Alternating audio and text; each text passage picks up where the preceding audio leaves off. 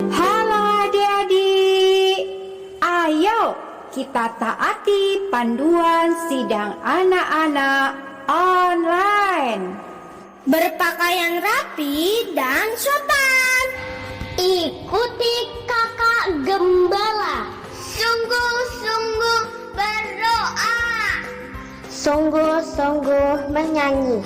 Dan mendengarkan firman Tuhan. Tidak melakukan Makan, main handphone, tiduran dan lain-lain. Tuhan Yesus memberkati. Amin. Halo adik-adik, kembali lagi berjumpa di sidang anak-anak online. Mari sebelum kita mendengarkan firman Tuhan, kita sama-sama berdoa dulu ya. Oh Tuhan Yesus, oh Tuhan Yesus, terima kasih atas kesempatan yang Engkau berikan. Kami masih dapat mendengarkan firman-Mu pada hari ini. Tuhan, persiapkan hati dan telinga kami, agar kami dapat mendengarkan firman-Mu dengan baik, sehingga firman-Mu dapat masuk ke dalam hati kami. Dalam nama-Mu kami berdoa dan mengucap syukur. Amin. Nah, adik-adik, aku mau bertanya kepada kalian, adakah yang tahu biji apa ini? Ini namanya umbi, atau dapat disebut sebagai tanaman umbi-umbian. Sewaktu umbi ini ditanam, umbi ini kelihatannya seperti mati, berhari-hari tidak ada tanda-tanda kehidupan. Tetapi kalau kamu rajin menyiram, umbi ini akan hidup. Dan suatu hari nanti, kamu akan melihat ia mengeluarkan daun yang hijau. Nah, sama seperti umbi itu keluar dari dalam tanah yang gelap, demikian juga Tuhan Yesus. Dia bangkit dari kubur yang gelap. Pagi-pagi sekali di hari Minggu, terjadilah gempa bumi yang hebat. Sebab seorang malaikat Tuhan turun dari langit dan menggulingkan batu yang menutupi kubur Tuhan Yesus, lalu duduk di atasnya. Wajahnya bagaikan kilat, dan pakaiannya putih bagaikan salju. Maka penjaga-penjaga kubur Tuhan Yesus gemetar ketakutan, dan menjadi seperti orang-orang mati. Saat itu, Maria Magdalena, Maria ibu Yakobus, dan Salome, serta beberapa perempuan lain, pergi ke kubur Tuhan Yesus untuk meminyaki Yesus. Tetapi ketika mereka sampai di situ, kubur itu telah terbuka dan batu penutupnya telah digulingkan dari lubang kubur itu. Mereka segera menengok ke dalam kubur. Tak ada seorang pun. Di manakah Tuhan Yesus? Maria menjadi amat takut. Ia segera berlari mencari Petrus. Di saat Maria Magdalena pergi meninggalkan kubur, malaikat itu berkata kepada perempuan-perempuan yang lain, "Jangan takut, kamu mencari Yesus orang Nazaret yang disalibkan itu. Ia telah bangkit, ia tidak ada di sini. Lihat, inilah tempat mereka membaringkan dia. Tetapi sekarang pergilah, katakanlah kepada murid-muridnya dan kepada Petrus. Ia mendahului kamu ke Galilea. Di sana kamu akan melihat dia, seperti yang sudah dikatakannya kepada kamu." Perempuan-perempuan itu takut, tapi mereka senang luar biasa adik-adik. Mereka segera berlari-lari, karena mereka tidak sabar lagi untuk menceritakan semuanya ini kepada murid-murid Tuhan Yesus yang lain. Ketika Maria bertemu dengan Petrus dan Yohanes, Maria segera berseru, "Tuhan Yesus tidak ada lagi. Ada orang yang telah mengambil mayatnya." Mereka pun segera berlari kembali ke kubur Tuhan Yesus. Yohanes berlari sangat cepat dan segera menengok kubur itu tetapi tidak masuk ke dalam. Ia melihat kain kapan tergeletak di tanah. Petrus segera menyusul dan masuk ke dalam kubur. Ia juga melihat kain kapan yang tergeletak di tanah, sedangkan kain peluh yang tadinya ada di kepala Tuhan Yesus tidak terletak dekat kain kapan itu, tetapi agak di samping di tempat yang lain dan sudah tergulung. Karena Petrus lama di dalam, maka Yohanes pun menyusul. Begitu melihat semuanya, ia menjadi mengerti dan percaya. Sebab selama itu mereka belum mengerti isi kitab suci yang mengatakan bahwa Tuhan Yesus harus bangkit dari antara orang mati. Lalu pulanglah Petrus dan Yohanes dengan penuh rasa syukur dan sukacita. Mereka berdua tersenyum lebar. Adik-adik, Petrus dan Yohanes pulang dengan penuh rasa syukur dan sukacita. Mereka tersenyum dengan lebar. Tetapi ada satu orang yang bersedih. Ia pun menangis.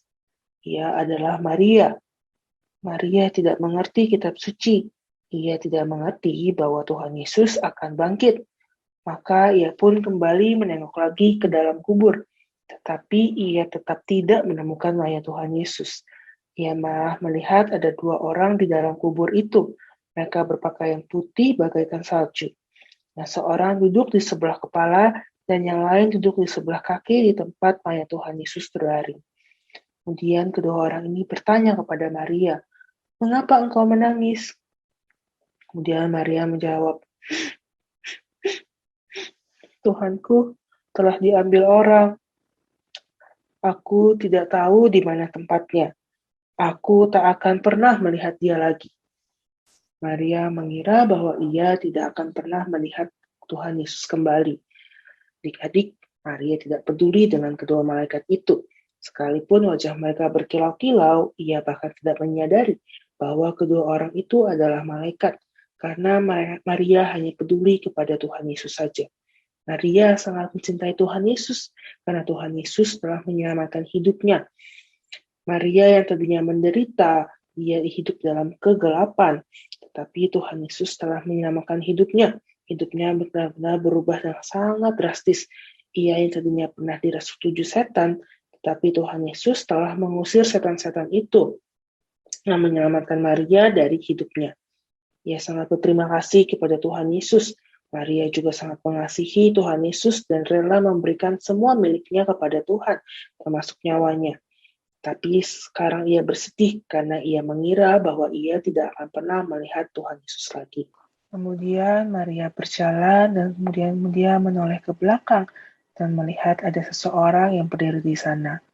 Maria tidak tahu bahwa orang itu adalah Tuhan Yesus. Maria mengira bahwa orang itu adalah penjaga taman. Kemudian Tuhan Yesus berkata kepada Maria, "Mengapa engkau menangis?" Dan Maria menjawab, "Tuhan, jikalau Tuhan yang mengambil dia, katakanlah kepadaku di mana Tuhan meletakkan dia, supaya aku dapat mengambilnya." Maria mengira bahwa Tuhan Yesus adalah seorang penjaga taman. Dia juga mengira bahwa penjaga taman inilah yang mengambil mayat Tuhan Yesus. Kemudian Tuhan Yesus segera memanggil Maria. "Maria!" Ketika Maria mendengar bahwa itu adalah suara Tuhan Yesus, Maria sangat kaget. Maria juga langsung berbalik dan berpaling dan berkata kepadanya dalam bahasa Ibrani, "Rabuni." Rabuni adalah artinya guru. Maria mendekat dan ia ingin memegang kaki Tuhan Yesus karena Maria ingin menyembah Tuhan Yesus. Tetapi Tuhan Yesus berkata kepadanya, "Janganlah engkau memegang aku, sebab aku belum pergi kepada Bapa. Tetapi pergilah kepada saudara-saudaraku dan katakanlah kepada mereka bahwa sekarang aku akan pergi kepada Bapakku dan Bapakmu, kepada Allahku dan Allahmu." Maria sangat senang. Ia rasanya seperti terbang. Ia segera berlari-lari dan melompat. Ia juga berteriak-teriak bahwa ia telah melihat Tuhan. Maria menceritakan kepada semua orang apa yang dikatakan Tuhan Yesus kepadanya. Itulah hari yang paling sukacita dalam hidup Maria. Maria tersenyum lebar. Ia memberitakan kabar sukacita itu kepada semua orang. Nah, adik-adik, kita juga perlu seperti Maria yang tidak menyimpan kabar sukacita ini sendirian. Kita perlu memberitakan kabar sukacita ini kepada sesama kita, kepada teman-teman kita, kepada saudara-saudara kita, juga kepada orang tua kita. Kita tidak boleh menyimpan kabar sukacita ini di dalam diri kita sendiri, tetapi kita perlu memberitakan kabar sukacita ini kepada semua orang. Banyak orang yang tidak senang jika kita mengatakan bahwa Tuhan Yesus telah bangkit. Iblis juga tidak senang. Dia juga berusaha untuk menghalangi agar orang-orang tidak tahu mengenai kabar sukacita ini. Pada waktu itu, para imam juga menghalang-halangi penjaga kubur Tuhan untuk menyampaikan kabar baik ini, yaitu kabar yang akan membuat banyak orang tersenyum. Kabar baik ini adalah kabar tentang kebangkitan Tuhan Yesus. Nah, para imam ini tidak mau bahwa kabar kebangkitan Tuhan Yesus tersebar ke semua orang. Ia memberikan banyak uang untuk para penjaga-penjaga kubur itu, agar penjaga-penjaga kubur itu memberitakan kabar yang bohong, agar penjaga-penjaga kubur itu memberitakan kepada semua orang bahwa murid-murid Yesuslah yang mengambil mayat Tuhan Yesus. Nah, berita bohong ini sampai saat ini masih tersebar di bangsa Yahudi. Tetapi kita semua tahu bahwa Tuhan kita adalah Tuhan yang bangkit. Tuhan kita adalah Tuhan yang hidup. Nah, adik, mari kita berdoa untuk firman hari ini. Oh Tuhan Yesus, terima kasih Tuhan, karena Engkau telah mati bagi kami. Tuhan Yesus, kami juga percaya Engkaulah Tuhan kami yang telah bangkit. Tuhan Yesus, kami juga mau belajar Tuhan, untuk menjadi anak-anak yang memberitakan kabar tentang kebangkitan-Mu kepada sesama kami. Tuhan, kiranya kabar kebangkitan-Mu juga dapat tersiar ke seluruh bangsa. Terima kasih Tuhan. Amin. Adik, jangan lupa hafal ayat untuk minggu depan. Ada di Lukas pasal 24 ayat 5-6. Mengapa kamu mencari Dia yang hidup di antara orang mati? Ia tidak di sini, Ia telah bangkit. Amin. Demikian adik-adik, Rumah Gembira untuk hari ini. Sampai jumpa minggu depan ya.